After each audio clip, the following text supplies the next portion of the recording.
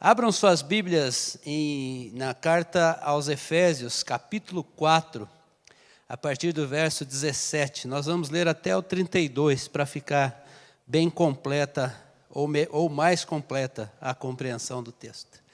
Efésios, capítulo 4, nós vamos ler a partir do verso 17. Você pode ler também aí no telão.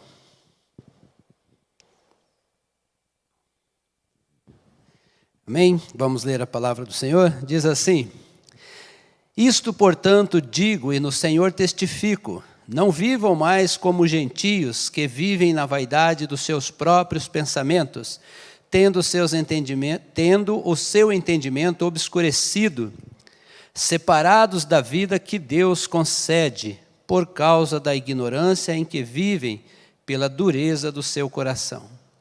Tendo se tornado insensíveis, eles se entregaram à libertinagem para, de forma desenfreada, cometer todo tipo de impureza.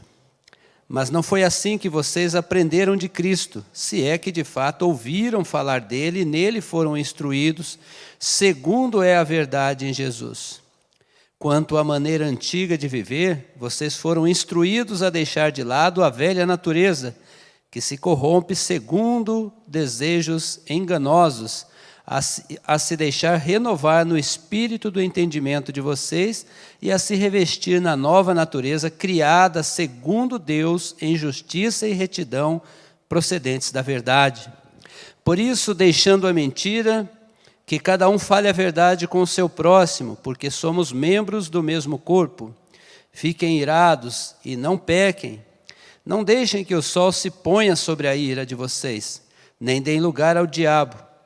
Aquele que roubava, não roube mais. Pelo contrário, trabalhe, fazendo com as próprias mãos o que é bom, para que tenha o que repartir com o necessitado. Não saia da boca de vocês nenhuma palavra suja, mas unicamente a que for boa para a edificação, conforme a necessidade. E assim, transmita a graça aos que ouvem. Não entristeçam o Espírito Santo de Deus, no qual vocês foram selados para o dia da redenção.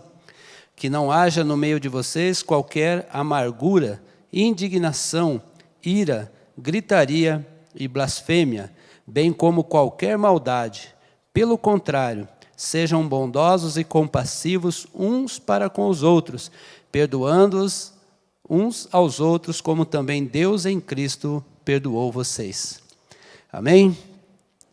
Senhor soberano, obrigado pela tua palavra, que o Senhor nos conceda graça e sabedoria e nos conduza pelo teu Santo Espírito na compreensão da palavra, Senhor, e que ela possa cumprir os teus propósitos, Senhor. Nós te pedimos em nome de Jesus. Amém. Amados, alguns dias, eu não me recordo, talvez há 15 dias, eu falei sobre batalha espiritual, com base nesta mesma carta aos Efésios, no capítulo 6.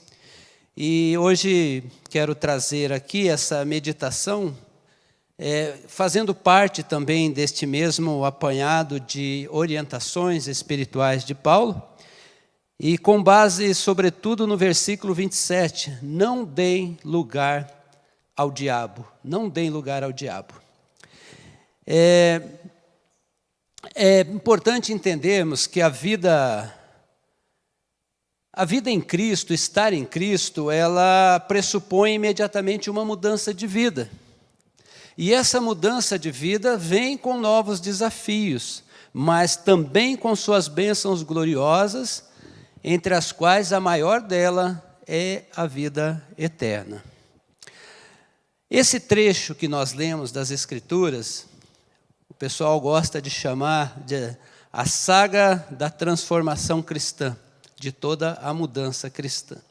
Mas eu não quero passar aqui um tempo com os irmãos falando só de questões do nosso comportamento ético, moral, em relação ao mundo. É claro que isso envolve a nossa forma nosso comportamento, nossa forma de se relacionar, nossa forma de ver o mundo. Mas eu gostaria que os irmãos olhassem isso de uma forma espiritual.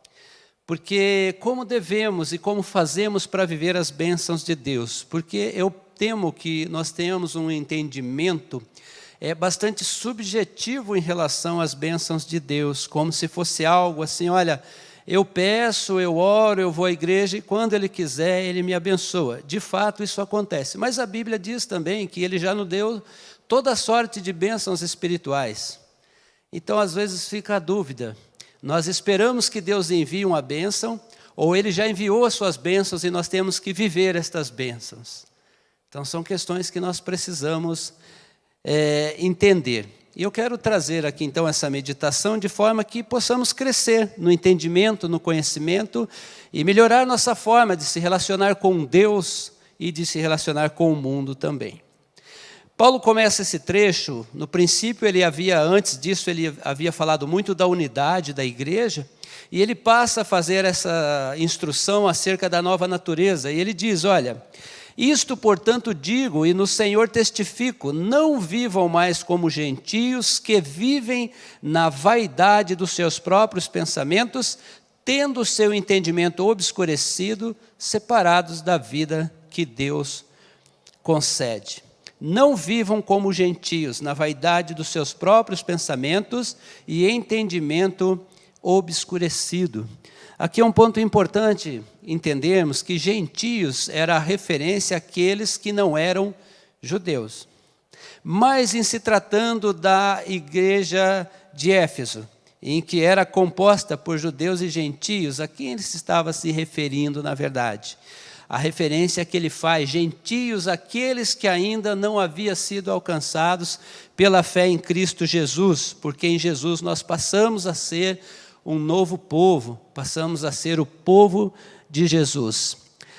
Pedro nos revela que antes nós éramos como ovelhas desgarradas, porque vocês estavam desgarrados como ovelhas, agora, porém, se converteram ao pastor da alma de vocês. Então, nós nos tornamos povo de Deus em Cristo Jesus. E o que Paulo está dizendo, agora que vocês se tornaram povo de Deus, não andem mais como andam os gentios. Vocês precisam ter uma nova forma de olhar, uma nova forma de ver.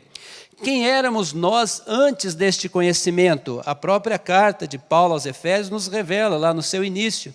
Vocês estavam mortos por causa da sua desobediência e dos seus muitos pecados, nos quais costumavam viver, como o resto do mundo, obedecendo ao comandante dos poderes do mundo invisível. Ele é o Espírito que opera no coração dos que recusam a obedecer. Todos nós vivíamos deste modo, seguindo os desejos ardentes e as inclinações da nossa natureza humana. Éramos, por natureza, merecedores da ira, como os demais. Mas Deus é tão rico em misericórdia e nos amou tanto que, embora estivéssemos mortos por causa de nossos pecados, Ele nos deu vida juntamente com Cristo.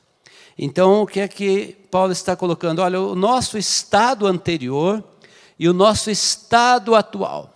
Antes estávamos mortos, agora recebemos vida. Agora em Cristo recebemos vida, mas em Cristo devemos olhar de uma forma diferente. É preciso que saia desta obscuridade do entendimento. Então é preciso abrir. O autor de Hebreus diz que no Evangelho nós fomos iluminados pelo conhecimento de Deus. No Evangelho nós fomos iluminados pelo conhecimento de Deus. Logo, a iluminação, ela vem pelo conhecimento das coisas de Deus. O que reforça a necessidade de meditarmos na palavra de Deus. E é bem interessante porque quando nós não crescemos nesse conhecimento, nós vamos nos debatendo com conceitos até pequenos em relação às coisas de Deus. Como, por exemplo, quando alguém diz, Deus existe? Como que explicamos que Deus existe?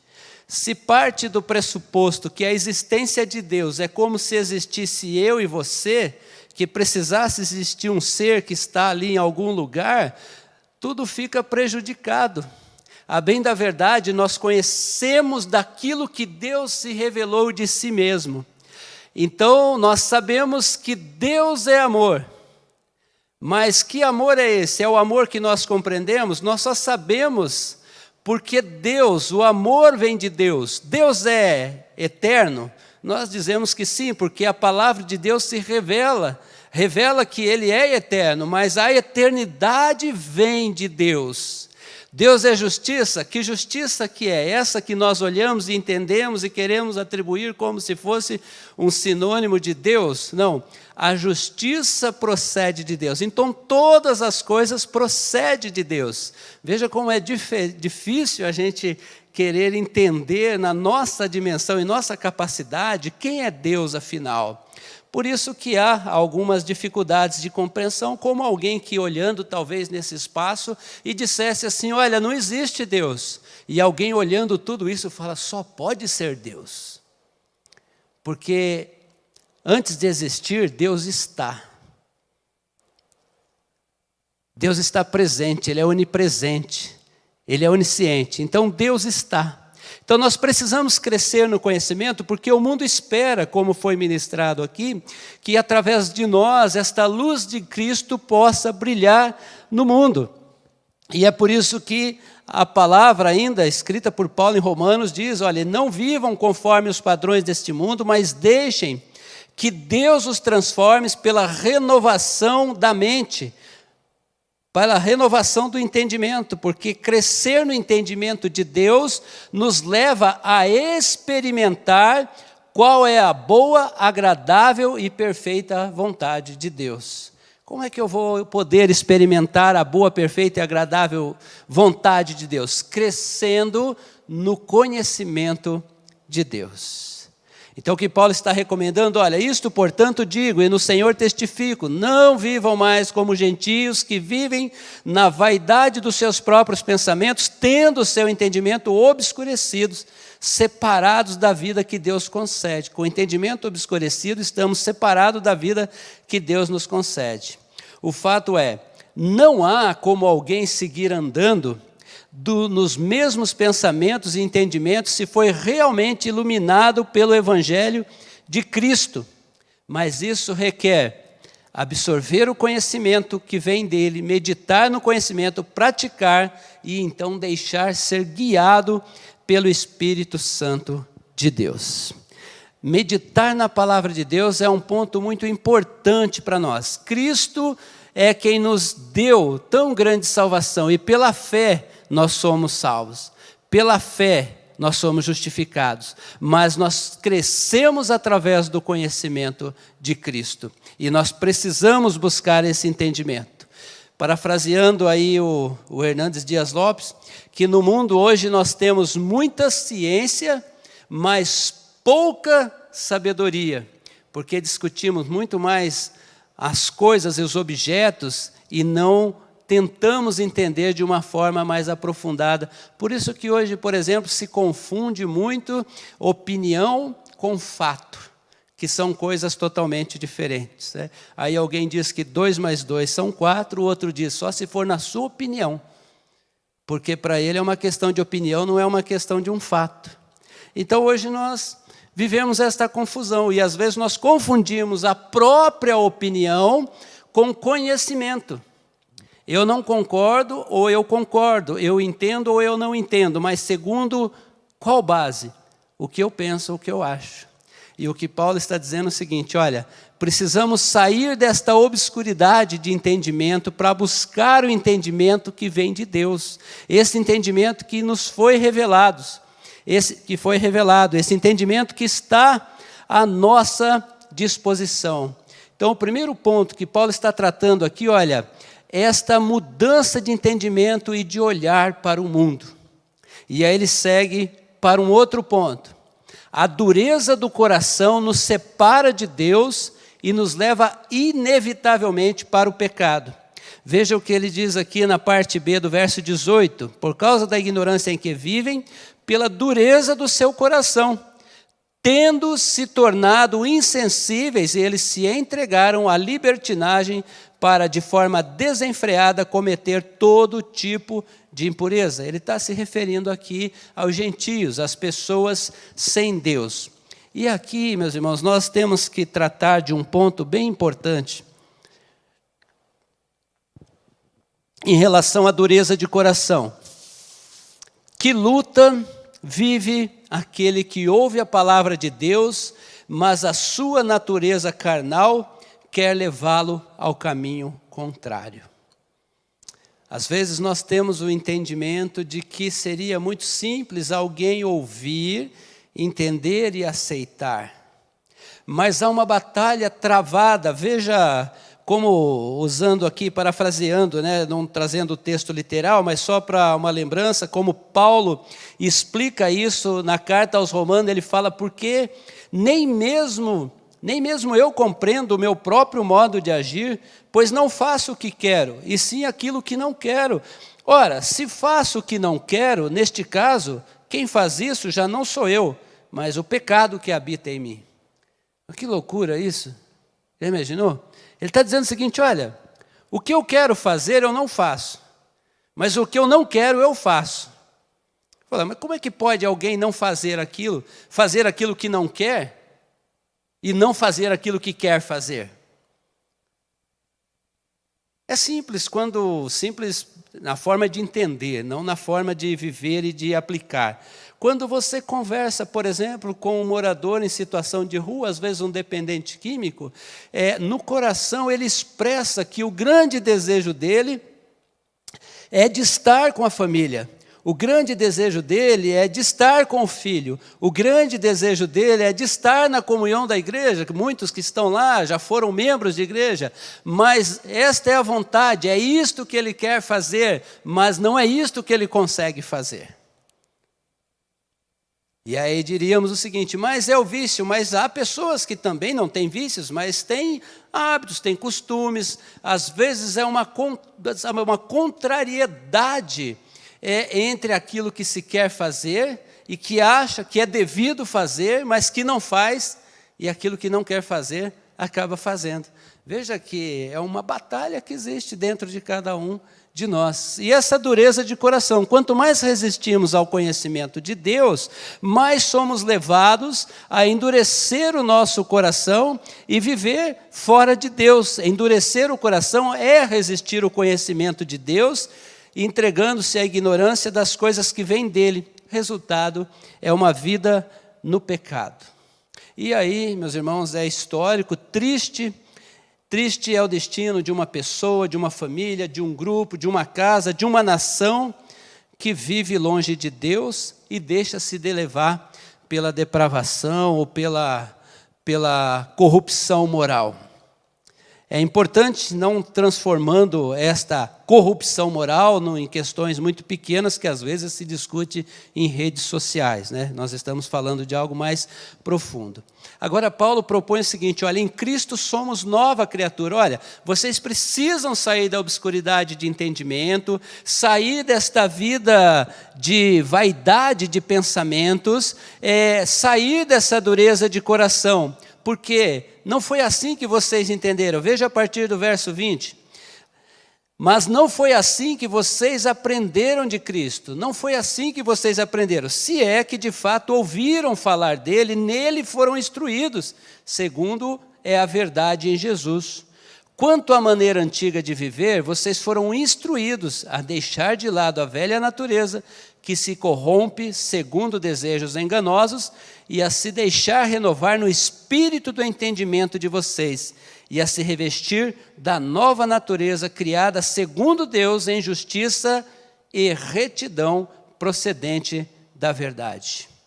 Então veja que ele começa dizendo o seguinte, mas não foi assim que vocês aprenderam de Cristo, se é que de fato ouviram falar deles. Aqui, meus irmãos, é um ponto muito importante. Parece bastante conceitual, mas é muito importante para a nossa vida cristã. Uma coisa é aprender com Cristo, a outra coisa é aprender sobre Cristo. Muita gente sabe sobre Cristo. O mundo sabe sobre Cristo. Há pessoas que sabem sobre Cristo mais do que nós que professamos a fé em Cristo. Há pessoas que têm muito mais conhecimentos históricos acerca dele e de todas as coisas do que nós que estamos aqui seguindo como discípulos dele. Mas uma coisa é aprender com ele e viver o que ele ensina. A outra coisa é saber dele. Então é muito importante, porque isso tem efeito direto na nossa vida. Porque ao aprender com Cristo, pelo entendimento que temos dele, a partir daquilo que ele nos revela, que ele é a própria revelação de Deus e aquilo que está nos evangelhos, quando nós vamos aprendendo pelo entendimento, nós somos renovados. Nós somos renovados e então vamos abandonando uma velha natureza que se corrompe pelos desejos enganosos da carne para nos revestir da nova natureza criada por Deus em justiça e em retidão. Então nós temos a ação do sacrifício de Cristo, que na sua morte ele nos deu vida, e é pela fé que nós somos salvos, e pela fé nós somos justificados, mas pelo conhecimento nós crescemos, pelo conhecimento nós desenvolvemos esta salvação que nós recebemos. Então é bem importante a gente entender que pelo entendimento é que nós somos levados, porque a própria palavra diz, e assim se alguém está em Cristo, é nova criatura, as coisas velhas, antigas já passaram, eis que se fizeram novas todas as coisas. Daí se dá o debate sobre perda de salvação ou não, porque se alguém se tornou uma nova criatura, poderá tornar velha novamente? Mas aí é capítulo para outra história, né? Estar em Cristo, então, pressupõe muito mais do que dizer que eu morri para uma velha vida, mas eu preciso manifestar esta nova vida. Qual é esta nova vida? Olha, o Aguinaldo se converteu. Ah, que bênção! E agora? Não sei, ele continua lá no mesmo lugar, nas mesmas coisas. Pode ser que este processo demore. Eu entendo que a conversão ela acontece no momento. Há quem defenda que a conversão como um processo. Eu não entendo, eu entendo que a transformação pode demorar um processo, porque começa uma batalha que é muito maior do que a gente imagina. Para uns dura pouco tempo, para outras duram muito. Da primeira vez que eu fui atingido abençoadoramente ou abençoadamente pela palavra de Deus, até o momento em que eu disse sim efetivamente para Jesus, foram 14 anos. Onde foi a minha conversão? É o processo? Foi quando eu ouvi a palavra? Foi quando eu literalmente me entreguei? Então são debates. Eu entendo que foi no momento em que eu realmente não quis mais nada que não fosse andar no caminho de Cristo. Mas esta batalha ela vai acontecendo dentro de cada um de nós, porque quando a conversão se efetiva, então a manifestação da nova vida precisa aparecer. Coisas que antes eram comuns, agora não são mais comuns. Coisas que eu fazia, não quero mais fazer, porque já não me convém. Quando, porém, alguém se converte, diz a palavra do Senhor, o véu é tirado. Aqui é o conceito da forma de adoração da antiga aliança. E ele diz, ora, este Senhor é o Espírito. E onde está o Espírito do Senhor? A liberdade, a questão da libertação do pecado, na ação do Espírito Santo de Deus. E todos nós, com o rosto descoberto, contemplando a glória do Senhor, somos transformados de glória em glória na sua própria imagem, como pelo Senhor, que é Espírito. Então imagina, é uma transformação contínua. Nós crescemos um pouquinho a cada dia. Isso é busca de santificação, isso é busca de unidade com Cristo, isso é busca de comunhão com Cristo. Nós somos transformados na medida em que crescemos no conhecimento de Deus e no relacionamento com Deus.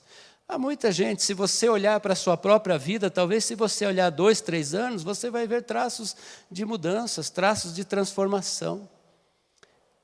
É diferente disso que nós conhecemos como comum, maturidade, experiência de vida. Isso são coisas que levam ao amadurecimento natural, mas nós mudamos muitas concepções de nossa vida porque vamos na medida em que crescemos no conhecimento de Deus.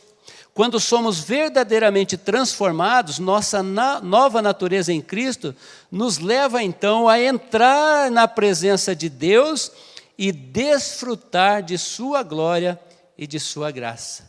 Nós só desfrutamos da glória e da graça de Deus em Cristo Jesus e desfrutamos na medida que crescemos no conhecimento de Deus.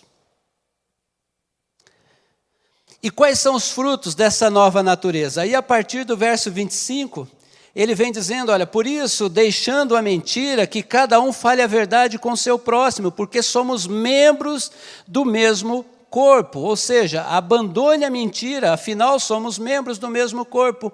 Olha, mas nós somos crentes, nós somos cristãos, não há mentira entre nós. Será?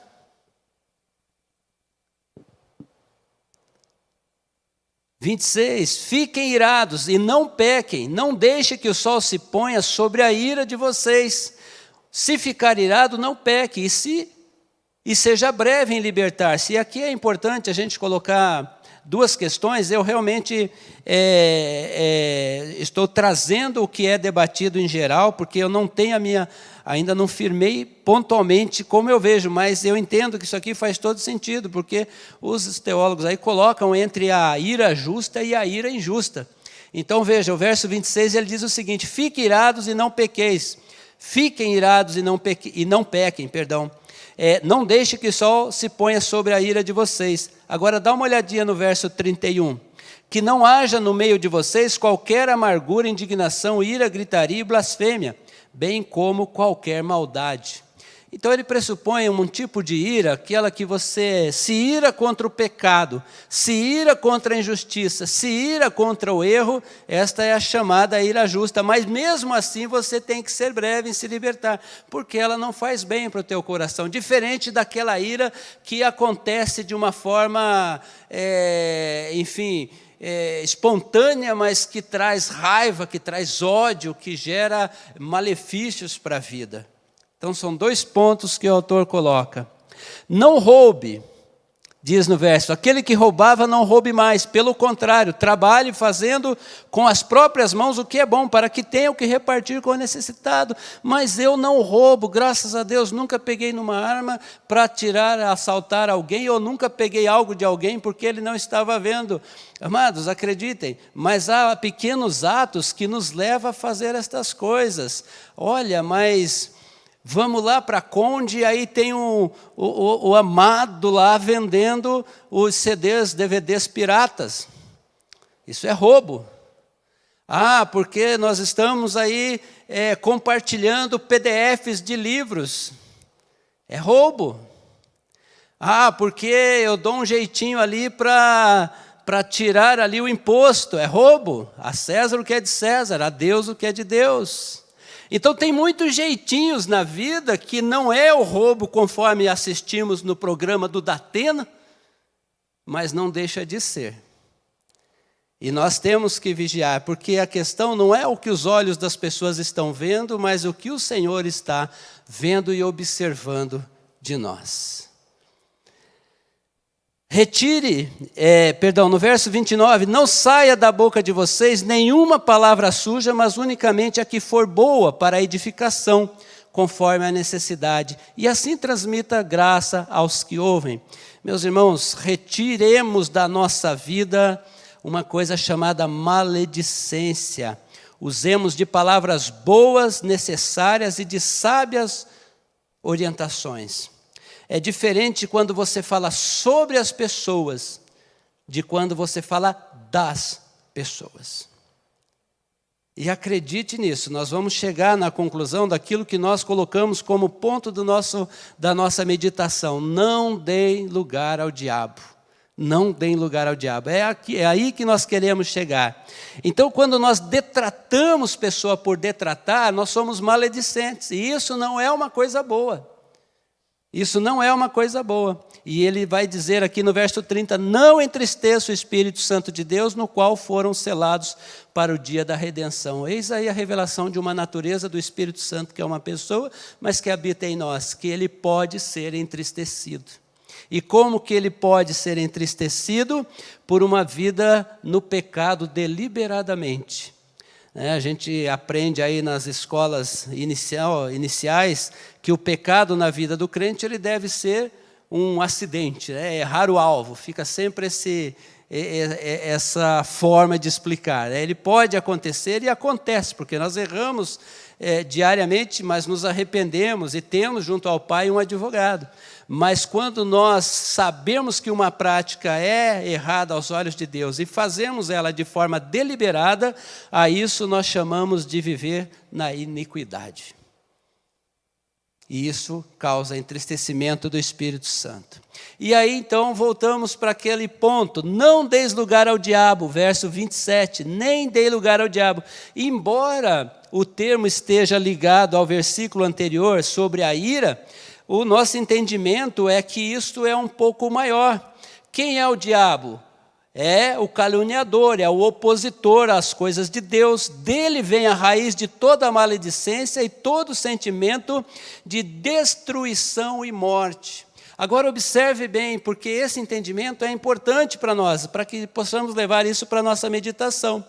O mal, esse mal manifestado aqui ou exposto pelo termo diabo, pelo termo Satanás, embora possa ser um ser ou seres e está em torno, ele é um monstro que se alimenta de todas estas coisas que lemos aqui. Ele se alimenta da mentira, porque é o pai da mentira, ele se alimenta do ódio, da raiva, do roubo, da maledicência, mas quanto mais forte ele se torna, mais rapidamente ele vai destruir o seu tratador. Consegue entender isso, irmãos? Como estas coisas são importantes? Na medida em que ele se alimenta destas coisas, que ele cresce, ele vai destruir o seu próprio tratador. Lembram daqueles bichinhos virtuais? Quem teve isso, né? É só na minha fase que teve, né? Quem teve bichinho virtual? Olha, tem mais gente que conhece. Lembra que se você desse carne, ele se tornava um tipo de bicho. Se você desse vegetais, ele virava um outro tipo. Então, é claro que é um exemplo muito simples, mas é isso. Estas coisas, elas alimentam e entra neste ponto que Paulo diz, não deem lugar ao diabo. Como eu sei que estou dando lugar ao diabo? Quando eu estou fazendo as coisas que é prática dele. Quando eu estou fazendo as coisas que é contrária à vontade de Deus.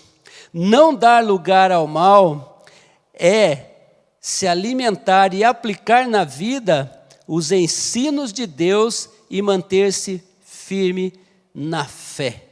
O fato é, como podemos viver as bênçãos de Deus se alimentarmos nas nossas vidas aquilo que pertence ao mal? Então fica aí esta reflexão, não dê lugar ao diabo. E às vezes a gente fica naquele entendimento que diabo é um ser que está aqui e Deus é outro ser que está aqui e que se ele aproximar de mim, eu falo o nome de Jesus, ele sai. A nossa prática alimenta a presença dele. E nós precisamos fazer como Pedro diz, sejam sóbrios e vigilantes, o inimigo de vocês, o diabo, anda em derredor como leão que ruge, procurando alguém para devorar. Como nós resistimos? Resistam-lhe firmes na fé. Firmes na fé e no conhecimento e na prática daquilo que Deus tem revelado. Não deis lugar ao diabo. Agora, irmãos, eu quero trazer aqui alguns pontos para pensarmos, porque todos nós desejamos e queremos viver as bênçãos de Deus. Todos nós desejamos e queremos viver uma relação mais próxima de Deus. Mas quem nós somos de fato? Às vezes mais importante do que olhar para o mundo, mais importante do que olhar para os outros, é olhar para nós mesmos. E falar com Deus, e se abrir, e colocar diante de Deus quem nós somos, para que Ele cuide de nós, porque de fato Ele sabe quem nós somos. Mas parafraseando aqui o Brennan Manning, aquele escritor do livro Evangelho Maltrapilho, não estou trazendo o texto dele, mas estou partindo da mesma reflexão, E ele diz que quando nós nos admitimos diante de Deus, quem nós somos, nós então nos enxergamos como um amontoado de contradições. E olha como é delicada e é importante a nossa reflexão sobre o que é uma vida perto de Deus, o que é uma vida olhando para os ensinos de Deus, o que é crescer no conhecimento. Nós cremos, mas também nós duvidamos. O crer e o duvidar está em nós. Às vezes a nossa fé é a expressão da palavra, mas não é a expressão do nosso coração. Nós falamos de esperança, mas também somos, de forma recorrente, levados pela força do desânimo. Nós amamos e odiamos quase que ao mesmo tempo. Em algum momento, muitos de nós falam de amor, mas expressam ódio. Talvez dentro do carro com os vidros fechados, porque o outro entrou sem dar seta. Ou talvez nas redes sociais, porque onde menos se mostra a cara, mais coragem se tem, mais a covardia se apresenta. A uns dizemos, Deus te abençoe, veja se não faz parte da nossa vida. A outros nós dizemos, que se dane. Mas nós somos crentes. Estendemos a mão para ajudar alguém de quem gostamos, e entendemos que isso é um ato e uma expressão de bondade, mas às vezes pulamos por cima do desconhecido, porque não temos nenhum vínculo com ele. Então observe, uma vida com Deus, aonde ela pressupõe, onde é que ela quer nos levar. Às vezes falamos de amizade e do valor da amizade, mas recusamos perdoar e até de conversar com alguém, só porque não desenvolveu em nós nenhum sentimento de simpatia. Não é isso? Eu não fui com a cara dele. Aquilo ali eu não quero ver nem pintado de ouro na minha frente. Eu acho que esses discursos são bons lá fora, mas dentro da igreja eles são muito incoerentes. Falamos de Deus, mas muitas vezes, olha irmãos, por mais pesado que pareça ser, mas nós temos que falar aquilo que nos leva a refletir nas coisas de Deus para que possa gerar mudanças reais nas nossas vidas. Muitas vezes nós falamos de Deus, mas estamos alimentando o diabo. Como alimentamos o diabo? Com ressentimento, com a mentira, com a falta de perdão, com a falta de unidade, com a ira, com a raiva.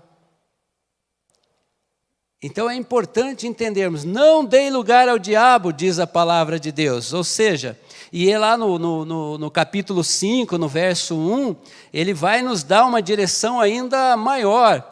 Aliás, no 4:30, no 32, no final do capítulo aí que nós lemos, no verso 32, ele diz que nós devemos ser bondosos e compassivos uns para com os outros, perdoando uns aos outros, como também Deus em Cristo nos perdoou, ou como perdoou vocês, dizendo ele, escrevendo a igreja, evidentemente. E aí, no capítulo 1 no versículo 1 do capítulo 5, ele diz: portanto, sejam imitadores de Deus como filhos amados, e vivam em amor, como também Cristo nos amou e se entregou por nós como oferta e sacrifício de aroma agradável a Deus. Ou seja, sejamos imitadores de Deus como filhos amados, devemos aprender com o Pai. De onde nós devemos buscar o conhecimento? De Deus, para sair da obscuridade de entendimento e da vaidade dos nossos pensamentos, nós devemos crescer no conhecimento de Deus, perdoando uns aos outros, assim como Cristo nos perdoou. Ou seja, nós devemos carregar corações livres e sermos breves em perdoar. Buscar desenvolver a bondade e a compaixão no padrão de Cristo. No padrão de Cristo. Certa vez eu ouvi uma mensagem não me lembro de quem, ele diz: a bondade de Deus, o nosso problema. Porque Deus pressupõe que é nesse nível que a gente deve caminhar. Ou seja, é um horizonte que a gente tem que buscar sempre. Então, quando acordamos para uma vida plena com Deus, nós percebemos que mais do que pedir as bênçãos de Deus, nós precisamos, antes de pedir, nós precisamos aprender a viver as bênçãos que Ele já nos deu em Cristo Jesus. Às vezes nós enxergamos só o mal e não enxergamos tudo aquilo que Deus tem nos dado de bom. Nesta mesma carta à igreja de Éfeso, Paulo diz: todo louvor seja a Deus, o Pai de nosso Senhor Jesus Cristo, que nos abençoou em Cristo com todas as bênçãos espirituais nos domínios celestiais. Evidente que teríamos que explorar um pouco mais isso tudo, mas o fato é que em Cristo nós fomos abençoados. Mas há uma questão entre pedir e viver as bênçãos que já foram dadas. Assim, quando evitamos o mal, quando não eliminamos o mal, quando não damos lugar ao diabo e procuramos crescer no conhecimento de Deus e viver as coisas de Deus, afastar estas coisas que são desígnios do mal, então nós damos aquilo que nós falamos que que a palavra de Deus ensina. Então nós damos lugar ao Espírito Santo de Deus. Não deem lugar ao diabo. Não deem lugar ao diabo. Esta é a frase que tem que ir para a nossa mente. Não deem lugar ao diabo. Não deem lugar ao diabo. Como é que eu dou lugar ao diabo? Veja o que cada um está alimentando diariamente na sua vida. Meus irmãos, um ponto que é importante e você deve evitar. Evitem na sua vida, espiritualmente falando, gente. Tire da sua vida a maledicência. Maledicência é algo muito ruim para a tua vida espiritual. Estou dizendo para tu e para todos que estão nos ouvindo. Sempre que você estiver falando de alguém, veja se o que você está fazendo é uma análise da situação para ajudá-la de alguma maneira, ou você simplesmente está detratando a pessoa. Isso é ruim. Se você estiver fazendo algo, cuide para que o seu coração não leve a fazer nada que seja só pelo mero interesse. Lembro de um amigo que chegou uma vez no trabalho rindo. Ele rindo, ainda bem que ele tirou o humor da situação, mas ele chegou com um pequeno envelopezinho com um par de aliança que ele tinha pago lá, não sei qual é o valor, eu vou chutar um valor atual aqui, talvez uns R$100, porque alguém na rua disse: olha, achei um par de aliança, puxa, eu não sou daqui, eu não sei o que eu vou fazer com isso, você quer comprar? Faço por tanto. Aí ele: um par de aliança de ouro, toma. Estava com o coração mais inclinado pelo ganho, né? Às vezes o nosso coração está inclinado por essas coisas. Aí ele pegou, era de latão puro, gente. Eu apertava aquilo. E aí ele chegou rindo aqui, falou: olha aí o que eu fiz, né? Falei: pelo menos a pessoa foi embora feliz, porque vendeu bem para você, né? Porque o coração está sempre inclinado a alguma coisa, a algum interesse. Então a gente tem que olhar o nosso coração, olhar a nossa vida. Quem é que nós estamos alimentando de fato? Evidente que nós recebemos a salvação de forma gratuita em Cristo Jesus, e pela fé nós somos salvos, pela fé nós somos justificados. Mas desenvolver a nossa salvação é muito importante. Antes de pedir as bênçãos de Deus, nós precisamos aprender a viver as bênçãos que Ele já nos deu. E isso pressupõe não dar lugar ao diabo na nossa vida. Amém? Vamos orar? Eu vou orar, já fazer o encerramento, tá bom? Aí a gente só segue para o final depois.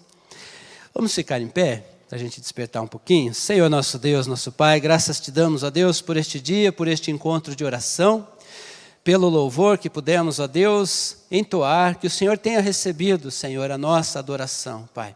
Obrigado por sua palavra que nos instrui nos teus caminhos, que possamos, ó Deus, ser sempre zelosos e vigilantes, para que não alimentemos aquilo que é contrário à sua vontade na nossa vida, Senhor, para que não deixemos em nenhum momento espaços na nossa vida, no nosso viver, para dar lugar ao mal, para dar lugar ao diabo, mas que possamos sempre viver da forma que o Senhor espera de nós, para que possamos dar espaço sim ao seu Santo Espírito, para nos guiar, para nos levar sempre, Deus, naquilo que o Senhor espera de cada um de nós. Nós te louvamos, nós te adoramos e agradecemos em nome de Jesus. Amém.